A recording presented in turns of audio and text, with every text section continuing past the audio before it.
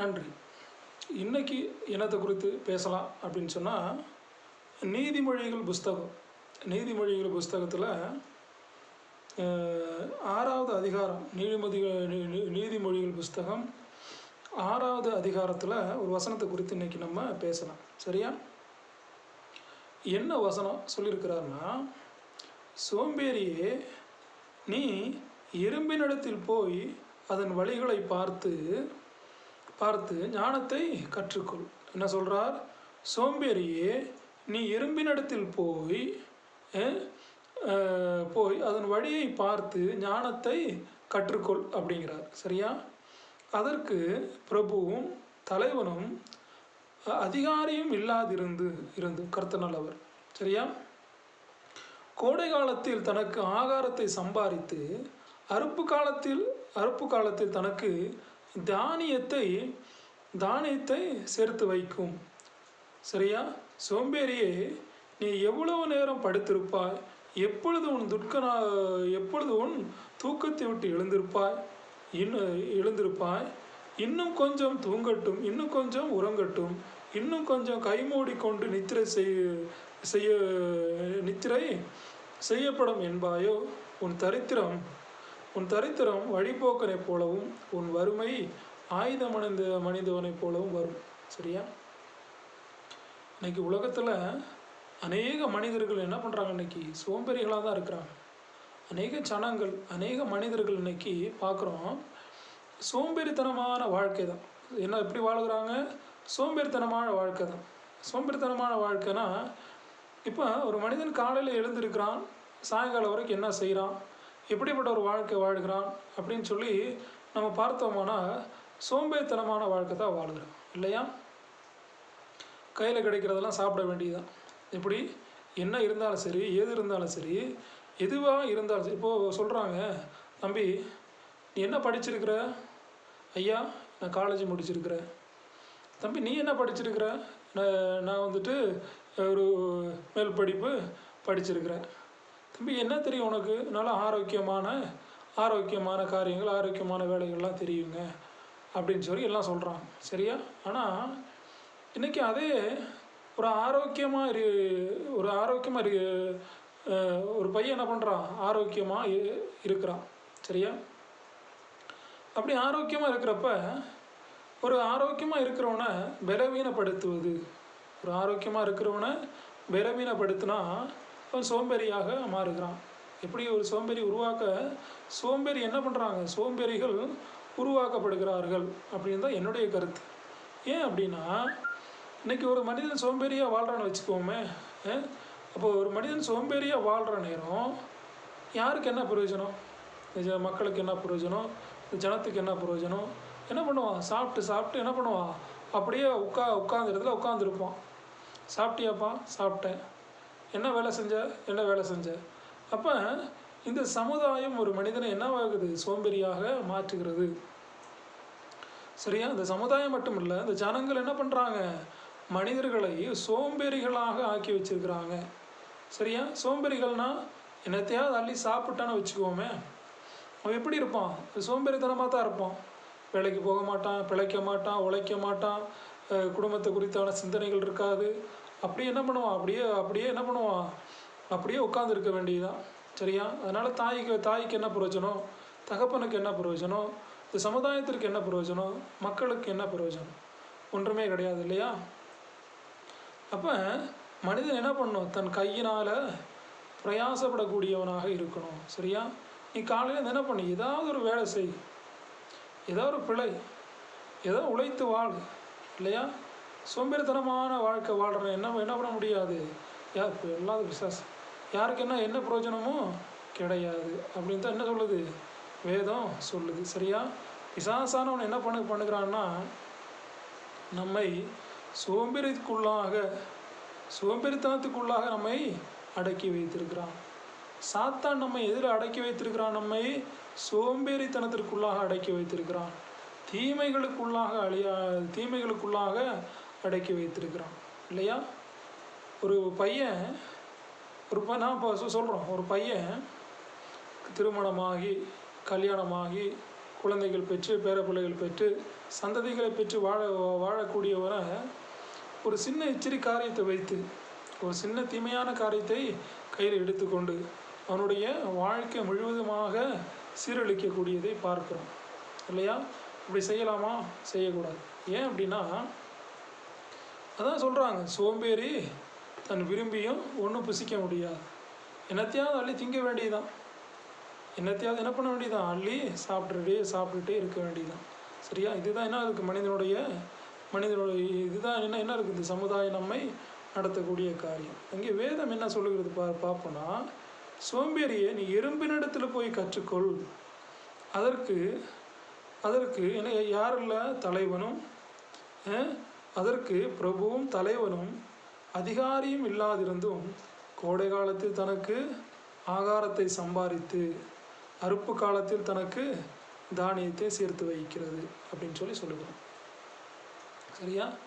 வேதத்தில் தானியல்னு சொல்லி ஒரு மனிதனை நம்ம பார்க்கிறோம் இல்லையா? தானியல் என்ன பண்ணுறான்? எல்லாவற்றிலும் உற்சாகம் உள்ளவனாக வேலை செய்கிறதை, கையின் பிரயாசத்தினால வேலை செய்கிறதை, கையின் வேலை செய்கிறதெல்லாம் தானியனுடைய காரியத்தை நாம் பார்க்கக்கூடியவங்களாக காணப்படுகிறோம் இல்லையா? தானியல் என்ன பண்ணுறான்? வேலை செய்கிறான், உற்சாகமாக வேலை செய்கிறான். சரியா? தன்னுடைய வேலைகள் எல்லாவற்றிலும் உண்மையுள்ளவனாக தானியல் காணப்படுகிறான். சரியா? தன் வாலிப நாட்களில். சரியா? அப்போ இந்த வாலிப நாட்களில் ஒரு மனிதன் சோம்பேறியாக இருந்துட்டான், ஒரு மனிதன் சோம்பேறியாக வாழ ஆரம்பித்துட்டான் அப்படின்னா வாழ்க்கை என்னாச்சு? முடிஞ்சு போச்சு அப்படின்னு தான் அர்த்தம். சரியா? அப்போ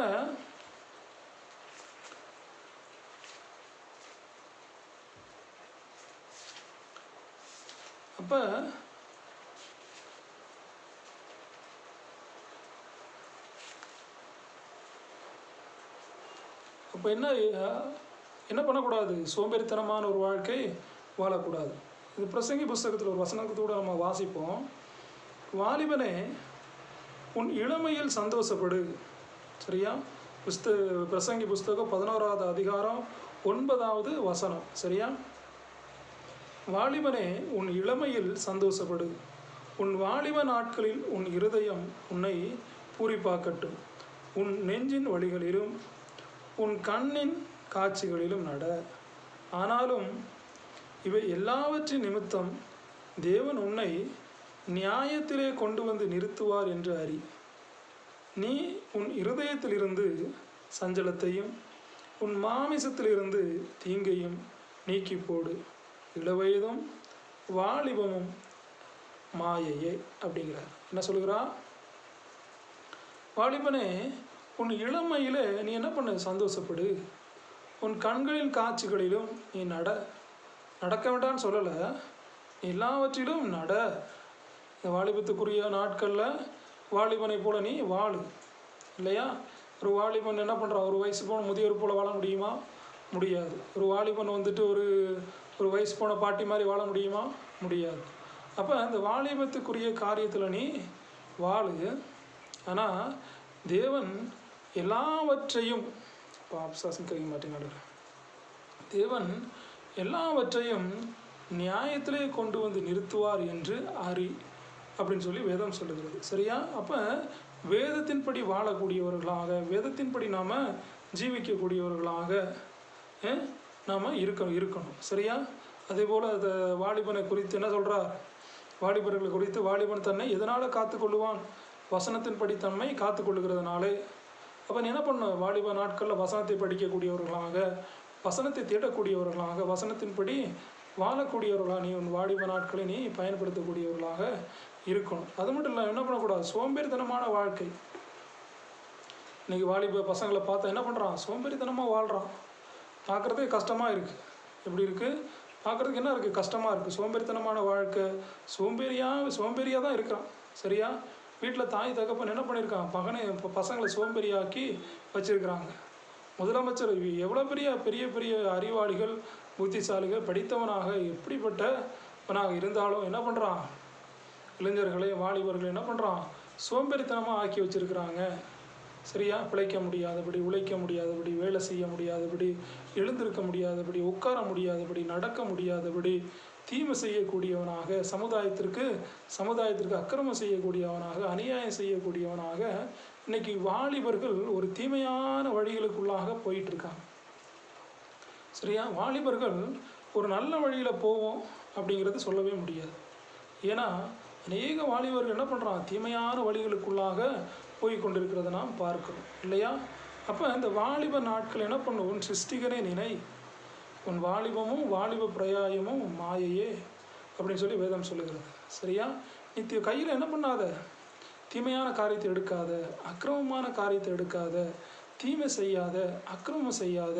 இந்த உலகத்தை என்ன சொல்கிறான், இந்த வாலிப நாட்களில் ஒரு இப்போ ஒருத்தன் சொல்கிறான், நான் வந்துட்டு ஒரு பெரிய ஒரு அதிகாரி ஆகணும், பெரிய ஒரு ஆளாகணும், பெரிய ஒரு மனிதன் ஆகணும் அப்படின்னு சொல்லி எல்லாம் விரும்புகிறது தான் இல்லையா? ஆனால் அதற்காக நீ என்ன பண்ணணும், பிரயாசப்படக்கூடியவனாக இருக்கணும். சரியா? அப்போ நீ பிரயாசப்படாமல், நீ கையினால் நீ பிரயாசப்படாமல், உழைக்காமல், நன்மை செய்யாமல், தீமை செஞ்சுக்கிட்டு, அக்கிரமம் செஞ்சுட்டு நீ பெரிய ஆள் ஆகணும், பெரிய ஒரு அதிபதி ஆகணும், ராஜாவாகணும், மந்திரி ஆகணும்னா முடியாத காரியம் இல்லையா? அப்போ நீ என்ன பண்ணு, நேர்மையாக வாழ கற்றுக்கொள். சரியா? அப்போ தான் கடவுள் உனக்கு என்ன பண்ணுவார், நேர்மையாக உனக்கு எல்லா உதவிகளும் செய்யக்கூடியவராக இருப்பார் இல்லையா? அப்போ தேவன் சொல்லக்கூடிய காரியம்,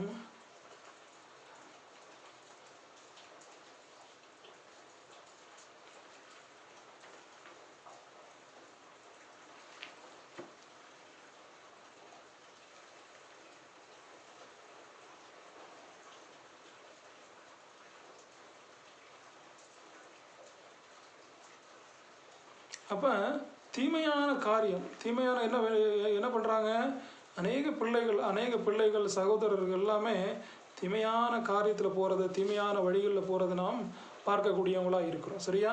அப்போ இந்த வாலிப நாட்களில் என்ன பண்ணோம், தேவனை தேடக்கூடியவனாக, தேவனோடு கூட இணைந்து வாழக்கூடியவனாக நீ வாழ்ந்தாதான் என்ன பண்ண முடியும், தேவனுடைய மகிமையை நீ காண முடியும் இல்லையா? நீ தேவனோடு கூட இணைந்து வாழணும். தேவனோடு கூட இணைந்து தேவனோடு கூட ஐக்கியப்பட்டு நீ வாழ்கிற என்ன பண்ண முடியும், தேவன் உன்னை விசாரிக்கக்கூடியவராக இருப்பார் இல்லையா? சில பேர் கேட்பாங்க, என்னங்க எவ்வளோ கஷ்டப்படுறோம், எவ்வளோ பிரயாசப்படுறோம், எவ்வளோ பாடுபடுகிறோம், தேவன் என்னை விசாரிக்கவே இல்லை, ஒரு அனாதையை போல காணப்படுகிறோம், ஒரு தரித்திரனை போல காணப்படுகிறோம், காசு இல்லாதவனாக காணப்படுகிறோம், பணமற்றவனாக காணப்படுகிறோம், இல்லை வந்துட்டு யாரும் விசாரிப்பற்று கிடக்கிறோம், என் முதிர் வயதில் யாரும் பார்க்கல, வாலிப நாட்கள் எங்களை பார்க்கல அப்படின்னா உன்னுடைய கையினுடைய கிரியைகள் தான் இல்லையா? நீ கையினால் பிறருக்கு ஒரு தீமை செய்ய வச்சுக்குவோமே, கையினால் ஒரு பிறருக்கு ஒரு தீமை செஞ்சீன்னா என்ன விதைக்கிறியோ அதைத்தான் நீ அறுக்க முடியும். சரியா? என்ன விதைக்கிறியோ அதைத்தான் நீ அறுக்கக்கூடியவனாய் காணப்படுவோம் இல்லையா? தீமைக்கென்று விதைத்தீனா தீமையை தான் அறுக்க முடியும் இல்லையா? நீ நன்மைக்கென்று விதைக்கின்ற பொழுது என்ன சொல்கிறார், நன்மைக்கென்று தேவனுக்கென்று கர்த்தருக்கென்று நீ என்ன பண்ண விதைக்கக்கூடியவனாக இருக்கின்ற பொழுது தேவன் உன்னை நல்ல வழியில் நடத்தக்கூடியவராக என்ன பண்ணுவார், இருப்பார் இல்லையா? தீமைக்கென்று என்ன பண்ணக்கூடாது, விதைக்கக்கூடாது. அப்போ என்ன பண்ண அப்படின்னா தான் கடவுள் நம்ம என்ன பண்ண மாட்டார், நம்மை விசாரிக்காமல் விட்டுருவார் இல்லையா?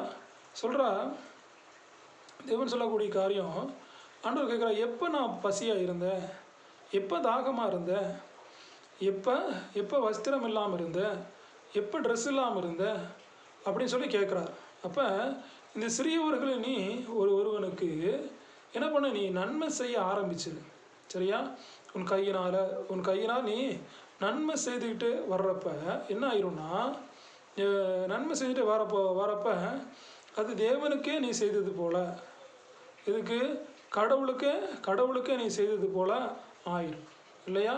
அப்போ இந்த எளியவர்களை விசாரிப்பது, நாம் யாரை என்ன பண்ணக்கூடாது, அற்பமாக என்ன பண்ணக்கூடாது, நினைக்கக்கூடாது. சரியா? இயேசு கிறிஸ்துவை கூட என்ன பண்ணாங்க, அற்பமாக நினைத்தாங்க. யோசேப்புடைய மகன் தானே, இவன் நம்ம ஊரில் தானே பிறந்தான், நம்ம ஊரில் தானே வளர்ந்தான், நாசரேத்தில் தானே இருந்தான், எருசலேமில் தானே வாழ்ந்து கொண்டு இருந்தான் அப்படின்னு சொல்லி இயேசு கிறிஸ்து என்ன பண்ணாங்க, அற்பமாக நினைத்தாங்க. அதனால் இயேசு கிறிஸ்து என்ன பண்ணல, அவர் பிறந்த ஊரில், சொந்த ஊரில் என்ன பண்ணல, அற்புதம் அடையாளங்கள் செய்யவே இல்லை. சரியா? கானா ஒரு கல்யாணத்தில் மட்டும் என்ன பண்ணார், ஒரு அற்புதம் செய்தார். சரியா? அதுக்கப்புறம் என்ன பண்ணல, அவர் இயேசு கிறிஸ்து என்ன பண்ணல, அற்புதம் செய்யவே இல்லை. சரியா? ஏன் அப்படின்னா என்ன பண்ணக்கூடாது, சொந்த ஊரில், சொந்த கிராமத்தில், சொந்த ஊரில் எல்லாம் என்ன பண்ணக்கூடாது, அற்பமாக என்ன பண்ணக்கூடாது, நினைக்கக்கூடாது. இல்லையா? இன்றைக்கி அநேகருடைய வாழ்க்கையில் நாம் செய்யக்கூடிய தீமை எல்லாம் சொல்கிறாங்க, நான் ஒரு தீமையுமே செய்யலைங்க, நான் எந்த தவறுமே செய்யவே இல்லை, நான் எந்த ஒரு தீமை நான் செய்யவே இல்லை அப்படி சொல்லி அநேகர் சொல்கிறாங்க. ஏன் அப்படின்னா தீமை செய்கிறது மட்டும் கிடையாது, கையினால் தீமை செய்கிறது மட்டும் கிடையாது, நீ ஒருத்தனை அற்பமாக நினைக்க ஆரம்பிச்சிட்டாலே, நீ ஒருவனை என்ன பண்ணுற, நீ அற்பமாக நினைக்க ஆரம்பிச்சிட்டாலே ஏன்னா நீ தீமை செய்ய ஆரம்பிக்கிற. சரியா? என்ன பண்ணுற, என்ன சொல்கிறான்னா, இப்போ உலக பிரகாரமாக ஒரு ஆஃபீஸர் வராங்க. சரியா? உலக பிரகாரமாக ஒரு கலெக்டர் வராங்க, ஒரு ஆஃபீஸர் வராங்க, ஒரு எம்எல்ஏ வராரு, எம்பி வராரு அப்படிலாம் சொல்கிறாங்களா இல்லையா? அப்போ உலக பிரகாரமான மனுஷனுக்கு இவ்வளோ என்ன பண்ணுறோம், கனம் கொடுக்குறோம். சரியா? இந்த வானத்தையும் பூமியை உண்டாக்குன தேவனுக்கு என்ன பண்ணுறோம், ஊழியம் செய்கிறோம். தேவனுக்காக என்ன பண்ணுறோம், ஊழியம் செய்து அவருடைய நாமத்தை மகத்துவப்படுத்தக்கூடியவங்களாய் வாழ்கிறோம். இல்லையா? அப்போ இந்த உலக பிரகாரமான மனுஷனுக்கு என்ன கிடைக்கிது, கனம் கிடைக்கிது, மரியாதை கிடைக்கிது, ரெஸ்பெக்ட் கிடைக்கிது, எல்லாமே கிடைக்கிது. இல்லையா? ஆனால் இந்த வானத்தையும் பூமியை உண்டாக்க தேவன், நம்மை சிருஷ்டித்த தேவன், அவருக்காக ஒரு ஊழியம் செய்யும்போது நீ எவ்வளோ மரியாதை கொடுக்கக்கூடியவனாக, ஒரு கலெக்டருக்கு மேலாக, ஒரு அதிகாரிக்கு மேலாக, ஒரு பெரிய ஒரு முதலமைச்சருக்கு மேலாக, ஒரு சமுதாயத்தில் என்ன பண்ண, ஒரு ஊழியம் செய்யக்கூடியவங்கள, தெய்வத்தொண்டு செய்யக்கூடியவங்கள, கடவுளுடைய ஊழியம் செய்யக்கூடிய என்ன பண்ணி கனப்படுத்தி வைக்கணும். சரியா? அவருடைய தேவைகளை சந்திக்கப்படக்கூடியவங்களாக இருக்கணும். சரியா? பணத்தின் தேவைகளாக இருந்தாலும் சரி, பொருளாதாரத்தின் தேவைகளாக இருந்தாலும் சரி, எந்த தேவைகளாக இருந்தாலும் ஊழியர்களை என்ன பண்ணி இங்கே முதலாவது கனப்படுத்தி, ஊழியர்களுக்கு நீ செய்ய வேண்டிய காரியங்களை, செய்ய வேண்டிய உதவிகளை நீ என்ன பண்ணு, அற்பமாக நினைக்காதபடி. சரியா? அற்பமாக நினைக்காதபடி என்ன பண்ணு, நீ ஊழியர்களுக்கு கனத்தை கொடுத்து பாரு. தேவன் உன்னுடைய வாழ்க்கையில், உன்னுடைய குடும்பத்தில், உன்னுடைய எதிர்காலத்தில் தேவன் உன்னை உயர்த்தக்கூடியவராக தான் இருப்பார். இல்லையா? அதான் சொல்கிறாரு. சில பேர் சொல்கிறாங்க, தேவன் நம்மை விசாரிக்கவே இல்லை, தேவன் என்னை கண்டுக்கவே இல்லை, யாரும் என்னை விசாரிக்கலை அப்படின்னு சொல்கிறாங்க. அப்படின்னா காரணமே என்னவா இருக்கும் அப்படின்னா, நீ பிறருக்கு என்ன பண்ணு, உன் கையினால் நீ நன்மை செய்து பாரு, பிறருக்கு உதவி செய்து பாரு, பிறருடைய உபத்திரங்கள் என்ன பண்ண நீ தாங்கி பாரு. அப்படி தாங்கி பார்க்கின்ற நிலை தேவன் உன்னை உண்மையில் என்ன பண்ணுவார், தேவன் உண்மையில் கருணை உள்ளவராய் இருப்பார், தேவன் உண்மையில் இரக்கம் உள்ளவராய் காணப்படுவார். இல்லையா? அது மட்டும் இல்லை, யோசேப்புடைய வாழ்க்கையில் பார்க்குறோம். யோசேப்பு அவ்வளோ துன்பங்கள் பட்டும், அவ்வளோ பாடுகள் பட்டும், அவ்வளோ கஷ்டங்கள் பட்டும் யோசேப்பு எங்கே என்ன பண்ணுறான், அந்த பார்வோனிடத்தில் போய் அவ்வளோ பாடுகள் பட்டு இருந்தும் யோசேப்பு என்ன பண்ணுறான், அங்கே எகிப்து தேசத்தில் என்ன பண்ணுறான், உயர்த்தி வைக்கக்கூடியவனாக காணப்படுகிறான். இல்லையா? ஏன் அப்படின்னா அவனுடைய பிரயாசம். இல்லையா? பிரயாசப்படுகிறான். அப்போ சில பேர் என்ன பண்ணுறதில்ல, பிரயாசப்படுறதே கிடையாது. இல்லையா? பிரயாசம் அப்படின்னா நீ ஒரு வேலை செய்கிறதற்காக என்ன பண்ண, நீ முயற்சிக்கணும். உன்னுடைய கையினால் என்ன பண்ண, நீ உன்னுடைய கையினால் என்ன பண்ண, பிரயாசப்படணும். இல்லையா? நீ பிரயாசப்படாமல் இருந்தியா என்ன பண்ண முடியாது, வாழ்க்கையில் என்ன பண்ண முடியாது, முன்னேறவே முடியாது. சோம்பேறித்தனமாக வாழாத. அநேகர் என்ன பண்ணுறாங்க இன்னைக்கு, அநேகர் இன்னைக்கு சோம்பேறித்தனமாக தான் அவன் என்ன பண்ணுறாங்க, அவன் நடத்துகிறாங்க. அநேகர் ஊழியர்களை பார்க்குறோம், அநேக ஜனங்களை பார்க்குறோம், சோம்பேறியாக நடத்தும்படியாக தன்னுடைய வாலிப நாட்களில் பசங்களை எழுந்திருக்க முடியாதபடி, உட்கார முடியாதபடி சோம்பேறியாக தான் நடத்துகிறாங்க. இல்லையா? அப்போ ரோட்டில் போயிட்டே இருக்கிறோம். இன்றைக்கி மழை நாட்கள். இல்லையா? பெரிய கல் ரோட்டில் விழுந்துருச்சு, பாறைகள் விழுந்துருச்சு ரோட்டில். இப்போ ரோடு பிளாக் ஆகுது, மரங்கள் ரோட்டில் விழுந்துருச்சு. அப்போ இந்த மரங்களை அகற்றும்படியாக, பாறைகள்லாம் அகற்றும்படியாக, அப்போ அதுக்கெல்லாம் வாலிபருடைய கரங்கள் தேவைப்படுகிறது. வாலிபருடைய வாலிபருடைய உழைப்பு தேவைப்படுகிறது இல்லையா? அப்போ ஒரு முதியவர் இருக்கிறார். ஒரு பெரிய ரோட்டில் ஒரு பெரிய பாறைக்கல் விழுந்து கிடக்கு, பெரிய ஒரு மரம் விழுந்து கிடக்கு. ஒரு முதியவர் வந்துட்டு அந்த ரோடை க்ளீன் பண்ணுங்க, அந்த ரோடை சரி பண்ணி கொடுங்க அப்படின்னு சொன்னால் முடியுமா? இல்லைப்பா எனக்கு முடியாதுப்பா, வயசாயிடுச்சு அப்படின்னு. ஒரு வாலிபன்கிட்ட கேட்குறாங்க, என்ன பண்ணுறாங்க, தம்பி அந்த ரோடை க்ளீன் பண்ணி கொடுங்க அப்படின்னு சொன்னால் வாலிபன் என்ன பண்ணுவான்? எனக்கு முடியாதுன்னு தான் சொல்லுவான் இல்லையா? என்னால் அந்த வேலை செய்ய முடியாது, எனக்கு அந்த கல்லை புரட்ட முடியாது, எனக்கு அந்த மரத்தை வெட்டி ஓரமாக ஆக்க முடியாது அப்படின்னு தான் சொல்லுவான் இல்லையா? ஏன் அப்படின்னா அவனும் சாப்பிட்டு என்ன பண்ணியிருப்பான்? சோம்பேறியாக தான் இருந்திருப்பான் இல்லையா? அவனும் சோம்பேறி ஆக்கி வச்சுருப்பான். அதே முதுமையில் தான் இருப்பான். ஒரு முதியவருக்கு என்ன தோற்றம் இருக்குதோ அதே முதுமையில் தான் அவனும் காணப்படுவான். கல்லை தூக்கி போடணும் எனக்கு முடியாது தான் சொல்லுவான். சாப்பிட்ற உட்காந்து நான் என்ன சாப்பிட்றேங்க அப்படின்னு சாப்பிட்டா கல்லுக்கு புரண்டு போயிடுமா? போகவே போகாது இல்லையா? அப்போ தேவன் சொல்லக்கூடிய காரியம் என்ன அப்படின்னா, அந்த கல்லை என்ன பண்ணணும்? புரட்டி போடணும். சரியா?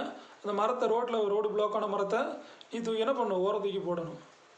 அப்போ இது என்ன சொல்கிறாருன்னா, அதுபோல் தான் என்ன பண்ணணும்? வாலிபத்துக்குரிய காரியங்கள், வாலிபத்துக்குரிய சிச்சைகள், வாலிபத்துக்குரிய வாழ்க்கை நீ வாழ்ந்தால் தான் உடனே வாலிபன் சொல்லுவானுங்க இல்லையா? இந்த வாலிப நாட்களில் ஒரு முதிர் வயது கிழவனை போல் என்ன பண்ண முடியாது, நம்ம வாழ முடியாது. எனக்கு முடியாதுங்க, பிழைப்புக்கே கஷ்டம். சரியா? அப்படிப்பட்ட வாழ்க்கை என்ன பண்ணாது, நீ வாழாது. உன் வாலிப நாட்களில் உன் சிருஷ்டிகனை நினை, உன் கண்களின் வழிகளிலும் உன் கண்களின் காட்சிகளையும் நட. ஆனால் தேவன் எல்லாவற்றையும் என்ன பண்ணுறார்? நியாயத்தில் கொண்டு வந்து நிறுத்துவார், நியாயத்தில் கொண்டு வந்து நிப்பாட்டுவார் என்று அறி. சரியா? இந்த வாலிபத்துக்குரிய வாழ்க்கை நீ என்ன பண்ணி நீ வாழு. சில பேர் சொல்கிறாங்க சோம்பேறித்தனமாக வாழவே வாழாது. சரியா? சோம்பேறி என்ன பண்ணுறான்? விரும்பியும் ஒன்றும் புசிக்க முடியாது. ஒரு சோம்பேறி வீட்டில் உட்காந்துருக்குறான், ஒரு சிக்கன் பிரியாணி வேணும், மட்டன் பிரியாணி வேணும், நல்ல ஆகாரங்கள் புசிக்கணும், நல்லா இருக்கணும், நல்லா வாழணும் அப்படின்னு சொல்லி ஒரு சோம்பேறியானவன் பிரயாசப்பட முடியுமா? முடியாது இல்லையா? அப்போ தன் கைகளினால் பிரயாசப்பட்டு ஒரு பிரயாசத்தின் பலனத்தை என்ன பண்ண முடியும்? புசிக்க முடியும் இல்லையா? இப்போ பிரயாசப்படாமல் ஒன்றுமே செய்யாமல் என்ன பண்ணுறாங்க இன்றைக்கி சமுதாயத்தில் அநேகர் என்ன பண்ணுறாங்க? சோம்பேறித்தனமாக தான் நடத்துகிறாங்க. அநேக குடும்பங்கள் எல்லா இடங்களிலும் பார்க்குறோம். இந்த வாலிபர்களை ஒரு கூட்டு சனங்கள் சோம்பேறித்தனமாக தான் நடத்துகிறாங்க இல்லையா? அப்போ அப்படிப்பட்ட தீமையான காரியத்தை நடத்தக்கூடியவங்களுக்கு ஒரு கண்டிப்பாக அந்த மெசேஜ் இருக்கட்டும் இல்லையா? இந்த வாலிப பிரயாசத்தை என்ன பண்ணக்கூடாது? சோம்பேறித்தனமாக வாழாத.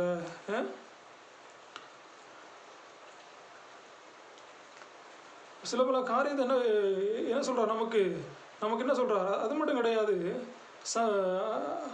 கிடையாது. தேவன் சிலர் என்ன பண்ணுறாரு? அநீதியாக சில பேர் என்ன பண்ணுறாங்க? அநீதியாக சில காரியங்கள் என்ன பண்ணுறாங்க? நடத்தக்கூடியவங்களாக இருக்கிறாங்க. சரியா? அப்போ என்ன பண்ணக்கூடாது? அநீதியான காரியங்கள் என்ன பண்ணக்கூடாது? செய்யக்கூடாது இல்லையா? அநீதியான காரியங்கள் சிலருடைய வாழ்க்கையில் சில பேர் யோசிக்கிறாங்க, என் குடும்பம் நல்லா இருந்தால் போதுங்க. ஒரு பக்கத்து வீட்டில் இருக்கிறாங்க, ஒரு பக்கத்து வீட்டில் எதிர்த்த வீட்டில் இருக்கிறாங்க. சொல்கிறாங்க, என் குடும்பம், என் பொண்டாட்டி பிள்ளைங்க, என் சமுதாயம், ஏன் இன்னும் நல்லா இருந்தால் போதும். அப்போ நம்ம யாருடைய சாயலாக காணப்படுகிறோம்? தேவ சாயலாக காணப்படுகிறோம் இல்லையா? அப்போ நம்ம தேவ சாயலாக காணப்படும் போது ஒரே சர்ச்சுக்கு போகிறாங்க, ஒரே சபைக்கு போகிறாங்க, ஒரே ஆண்டவரை நேசிக்கிறாங்க, ஒரே அப்பம் புசித்துட்டு வீட்டுக்கு வந்தால் ஒன்று என்ன பண்ணுறான்? 2 பேர் சட்டையை பிடிச்சி நிற்கிறான். என்னடா சொல்கிறேன்? நான் வாழணும் சொல்கிறான். ஒருத்தன் சொல்கிறான், 2 பேர் சட்டையை பிடிச்சி நிற்கிறானுங்க. என்னப்பா ஏன்டா அப்படி சட்டையை பிடிச்சி நிற்கிறீங்க அப்படின்னு கேட்டால் அதுக்கு அவன் பதில் சொல்கிறான். என்ன சொல்கிறான்னா, இல்லைங்க நான் தான் சொல்லணும் அப்படிங்கிறான். இன்னொருத்தன் கேட்டால் நான் தான் சொல்லணும் அப்படிங்கிறான். அப்போ இந்த கிறிஸ்துவர்களுக்கு இடையே நிறைய சண்டைகள் வருது. இப்போ நான் என்ன சொல்கிறேன்னா, ஒரே தேவனை நீ ஆராதிக்கிற, ஒரே கடவுளை நீ ஆராதிக்கிற, ஒரே தேவனை ஆராதித்துட்டு வந்துட்டு உன்னுடைய கிரியைகளில் வித்தியாசப்படுகிற இல்லையா? உன்னுடைய கிரியைகள் பார்த்தீங்கன்னா, இன்றைக்கி சர்ச்சுக்குள்ளே போயிட்டு வராங்க, 10 பேர் சர்ச்சுக்குள்ளே போயிட்டு வராங்க. 10 பேர் சர்ச்சுக்குள்ளே போயிட்டு வந்தவன் 10 பேரில் 2 பேர் தான் நல்லா இருக்கிறாங்க. பாக்கி 8 பேர் என்ன எப்படி இருக்கிறான்? தீமை செய்யக்கூடியவனாக, அக்கிரமம் செய்யக்கூடியவனாக, அநியாயம் செய்யக்கூடியவனாக, தன் கை